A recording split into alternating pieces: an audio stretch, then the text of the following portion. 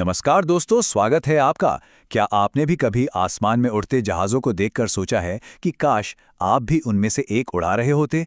अगर हाँ, तो आज हम आपके इसी सपने को हकीकत में बदलने के रास्ते के बारे में बात करने वाले हैं। जी हाँ, हम बात कर रहे हैं AFCRT 2025 भर्ती की। तो चलिए इसकी पूरी जानकारी को अच्छे से समझते हैं।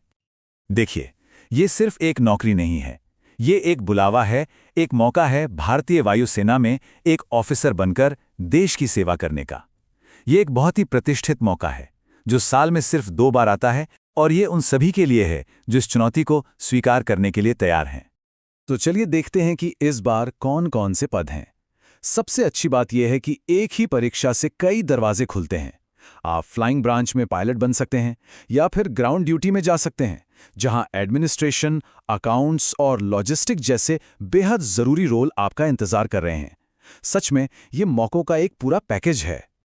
तो भाई अपने कैलेंडर मार्क कर लीजिए, क्योंकि ये तारीखें बहुत बहुत ज़रूरी हैं। ऑनलाइन एप्लीकेशन 10 नवंबर से शुरू होकर 9 दिसंबर तक चलेगी और लिखित परीक्षा होगी फरवरी 2026 में।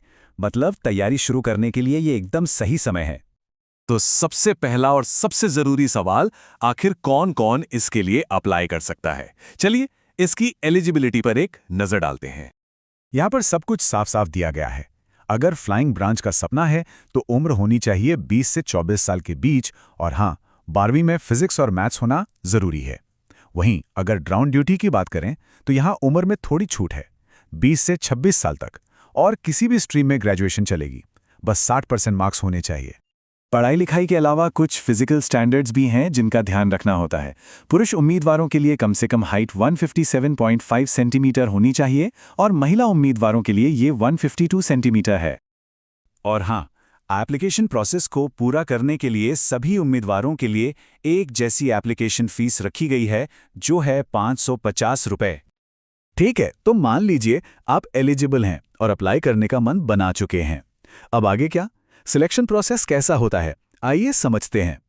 यह प्रोसेस मुख्य रूप से 2 हिस्सों में बटा हुआ है। ये जो पूरा सफर है ना, ये 2 मेन स्टेज में बटा हुआ है।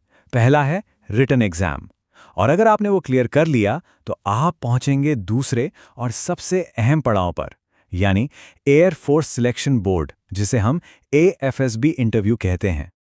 अब जरा इस रिटन एग्जाम के पैटर्न को समझिए।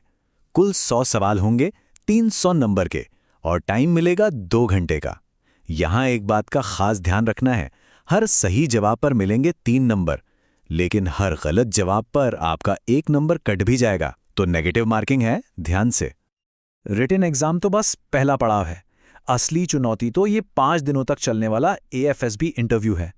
पहले दिन आपका स्क्रीनिंग टेस्ट होगा, और उसके बाद अगले कुछ दिन मनोवैज्ञानिक परीक्षण, ग्रुप टास्क और पर्सनल इंटरव्यू में गुजरेंगे। आपकी जो फाइनल मेरिट लिस्ट बनेगी ना, वो पूरी तरह से इन्हीं 5 दिनों के प्रदर्शन पर निर्भर करेगी।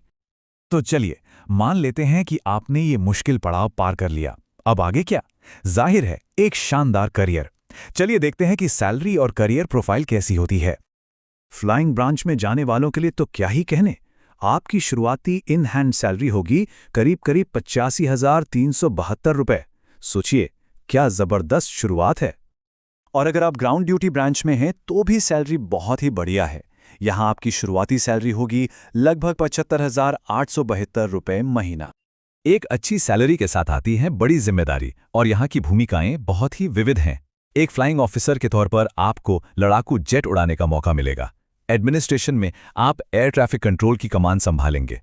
अकाउंट्स में वित्त और लॉजिस्टिक्स में पूरी सप्लाई चेन को मैनेज करेंगे। मतलब हर रोल अपने आप में एक बड़ी चुनौती और सम्मान की बात है। तो ये है पूरा ब्लूप्रिंट, भारतीय वायुसेना में एक ऑफिसर के रूप में एक शानदार करियर बनाने का। रास्ता मुश्किल जरूर है, पर मंजिल उससे भी कहीं ज्यादा शानदार है।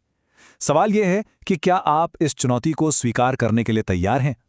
अगर आपको ये जानकारी अच्छी लगी हो तो वीडियो को लाइक करें, इसे अपने दोस्तों के साथ शेयर करें, और चैनल को सब्सक्राइब करना ना भूलें। हम इस चैनल पर ऐसे ही सरकारी नौकरी के बारे में जानकारी लाते रहते हैं। मिलते हैं अगली बार।